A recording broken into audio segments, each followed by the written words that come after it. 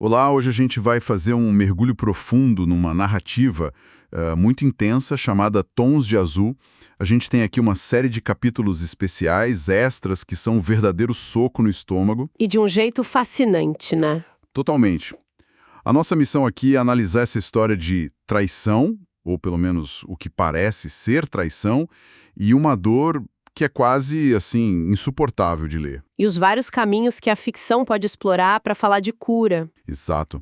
Porque a gente tem um caminho que leva para uma tragédia quase completa. Depois um final alternativo que é quase mágico. Fantasioso até. Isso. E por fim, uns vislumbres de uma vida que parece ter escapado de tudo isso. Ok? Vamos desvendar essa história. Vamos. E olha, para a gente entender a intensidade de tudo isso, é fundamental situar o universo da história. Sim. A narrativa acontece num gênero que o pessoal chama de Omegaverse ou universo ABO. Alfa, beta, ômega, né? Isso. De forma bem simples, as pessoas têm uma biologia secundária. E essa dinâmica, ela influencia o comportamento, os relacionamentos, até a fisiologia. E é aí que a coisa fica interessante. Fica, porque emoções muito fortes, tipo amor, angústia, elas podem ser externalizadas por feromônios. São cheiros, sabe? Que afetam os outros ao redor. Então, o drama vira uma crise biológica. Exatamente. E é esse o ponto de partida do conflito. Um mal-entendido que escala de uma forma, assim, incrivelmente rápida para uma tragédia com consequências permanentes. Perfeito. A biologia é quase um personagem aqui. E a história já começa no ápice da angústia.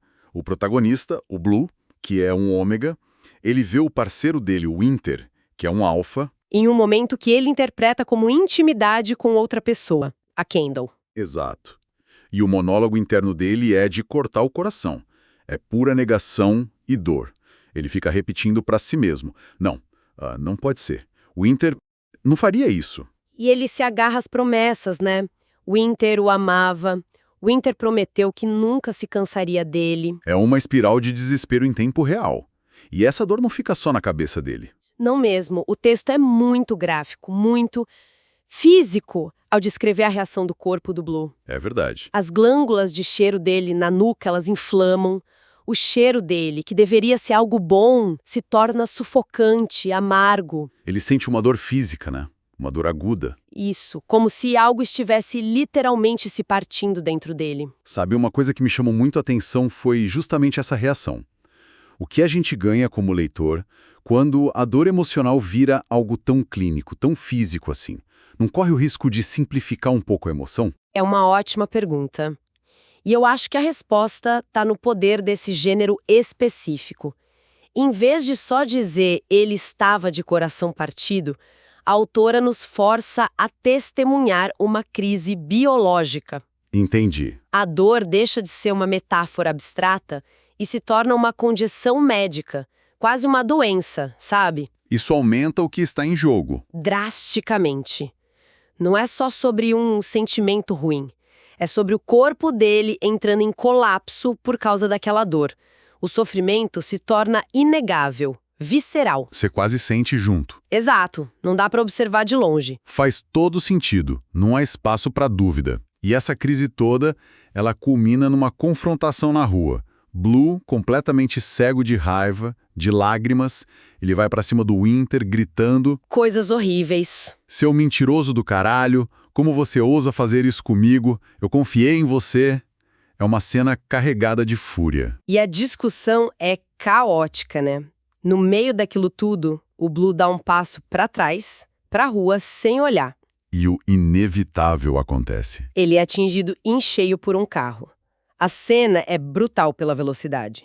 Num segundo eles estão gritando, no outro... O som do impacto e o silêncio. E a última coisa que ele consegue dizer pro Winter, antes de desmaiar, já sentindo sangue, é só isso. Seu mentiroso. É o fim de um capítulo, mas na verdade é só o começo de uma tragédia muito, muito maior. Com certeza. Esse acidente é o ponto de virada físico, mas a verdadeira carnificina emocional acontece logo depois. E num lugar que, ironicamente, deveria ser de cura, o hospital. Exatamente. No hospital, o desespero toma conta de todo mundo.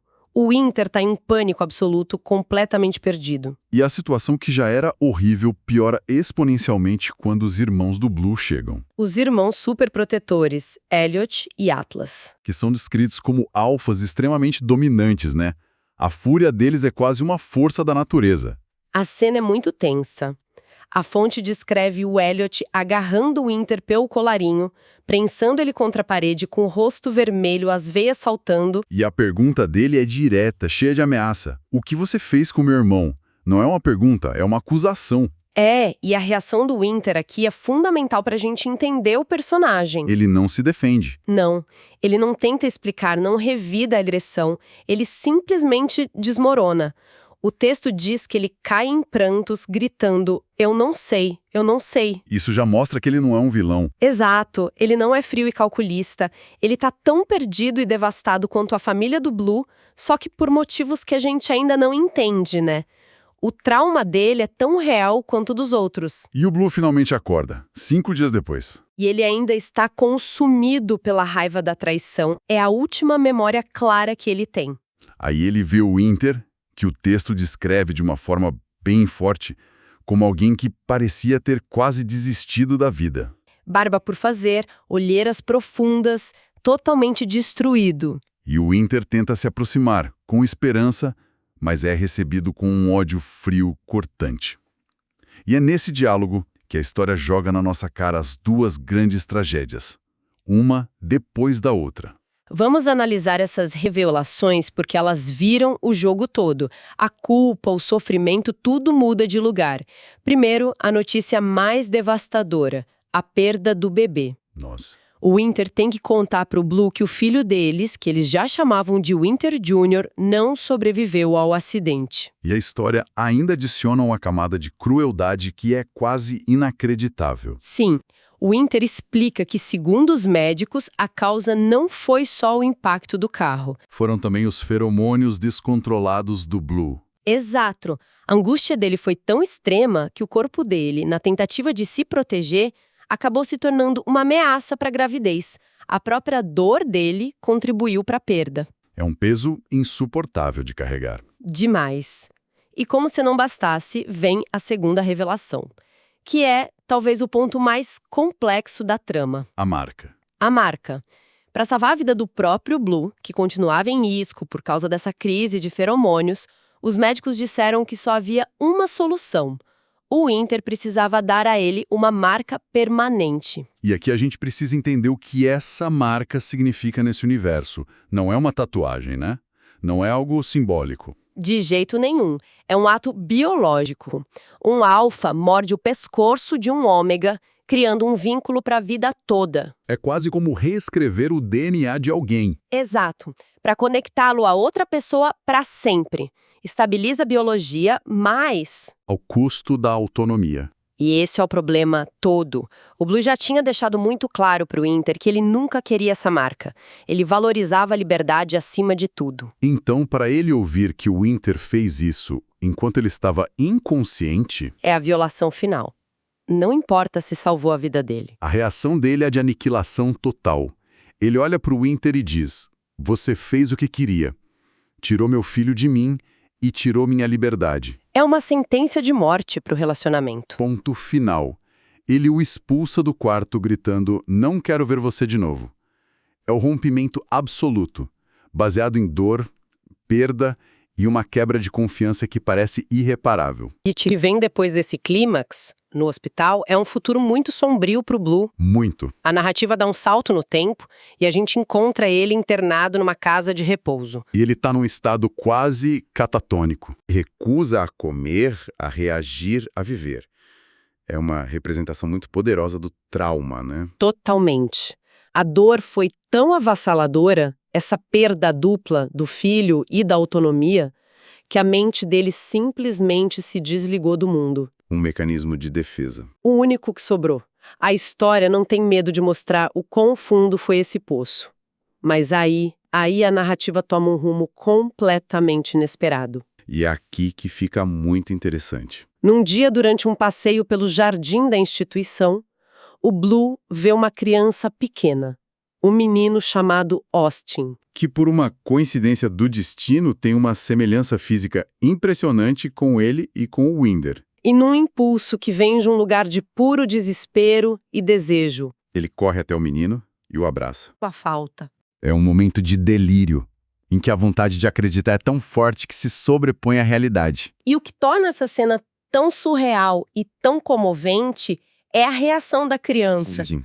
O menino, o Austin, que depois a gente descobre que é órfão e vive ali, Ele não se assusta. não, ele entra na fantasia do Blue. Ele olha pra cima e responde com uma vozinha de criança.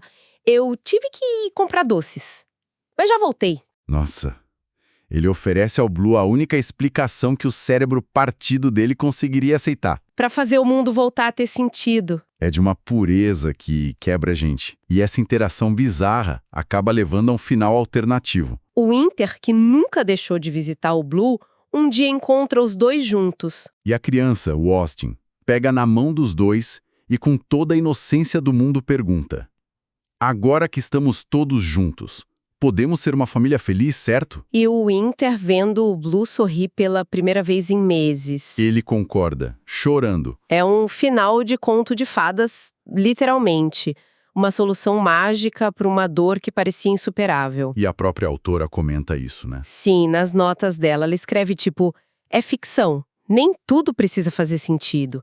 Às vezes as coisas são feitas para serem adoravelmente fofas sem nenhum motivo aparente. Ela abraça completamente o fantástico. Totalmente. É a cura pelo milagre. Mas a história não para aí. E isso eu acho genial. As fontes que a gente tem também incluem uma série de curtas extras. Que parecem existir numa realidade paralela. Exato. Elas ignoram completamente essa tragédia toda e mostram um caminho de vida completamente diferente para os personagens. É como se a narrativa estivesse oferecendo um cardápio de possibilidades, tipo... Não gostou daquele final trágico com uma cura mágica? Que tal este aqui? Isso. E essas cenas curtas, elas pintam um quadro de uma vida doméstica feliz, onde a tal marca permanente foi, na verdade, um ato de amor. Um ato consensual. Exato. O bebê nasceu saudável e eles estão juntos anos depois, lidando com os problemas mais normais do mundo. E uma dessas cenas é a minha favorita porque o contraste é gritante e hilário. A do filme de terror? Essa mesmo. O Blue chega em casa exausto do trabalho, esperando um pouco de paz e o que ele encontra. O Winter e o filho deles de 10 anos, que também se chama Austin. Uma tremenda coincidência. Vendo um filme de terror que o Blue tinha proibido, expressamente, a regra número 1 da casa. E a discussão que se segue é uma briga de família tão cômica, tão real. Poderia acontecer em qualquer casa. Pai e filho jogando a culpa um no outro. O pequeno Austin diz: papai disse que a gente podia assistir já que você não estava por perto. E o Winter tentando se defender. Foi ele que me chamou de covarde porque eu não queria quebrar suas regras. É mundano, é leve, é cheio de afeto. A cena termina com o Blue sendo descrito como o único e verdadeiro governante da casa, se preparando para disciplinar os dois encrenqueiros. Que perceberam tarde demais que se uniram contra a pessoa errada. Exato. É um retrato de uma família funcional, cheia de amor, com seus pequenos conflitos. Uma felicidade construída no dia a dia. E esse contraste é o que torna o material tão rico, né? Muito. De um lado, a gente tem uma cura que vem através de um substituto mágico para a perda. Uma criança órfã que preenche o vazio de forma perfeita. E do outro, uma realidade onde a tragédia nunca aconteceu. E a cura não foi necessária, só a construção de uma vida. A história nos oferece duas respostas completamente diferentes para a mesma pergunta. Como alguém se recupera de uma dor profunda? Então, no final das contas, o que tudo isso significa? A gente explorou uma narrativa que não tem medo de ir até o fundo do poço do sofrimento. Mas que também se recusa a dar uma única resposta sobre como sair de lá. Exato. Ela nos dá a opção da fantasia, onde a dor é apagada por um milagre. E a opção de uma realidade construída, onde a felicidade é algo rotineiro e sólido. Isso faz a gente pensar, né? Como é que nós, como público, lidamos com essas histórias de dor, o que a gente busca nelas. Pois é, o que é mais satisfatório? É uma resolução que apaga a dor com um milagre, quase um deus ex machina que conserta tudo? Ou é uma que mostra o trabalho árduo e contínuo de viver com as cicatrizes e construir algo novo a partir delas. E as fontes que a gente analisou parecem dizer que ambas as abordagens são válidas dentro da ficção. Cada uma serve a um propósito diferente. E isso nos deixa com uma reflexão final. Ao lidar com uma perda profunda, seja na vida ou na ficção, o que é mais humano? É o desejo de encontrar um jeito de preencher o vazio exatamente como ele era, mesmo que isso signifique se agarrar a uma fantasia, Ou é a capacidade de construir algo novo, diferente, a partir dos pedaços que sobraram? a beleza deste material é que ele não escolhe um lado. Deixando essa questão em aberto para a gente pensar.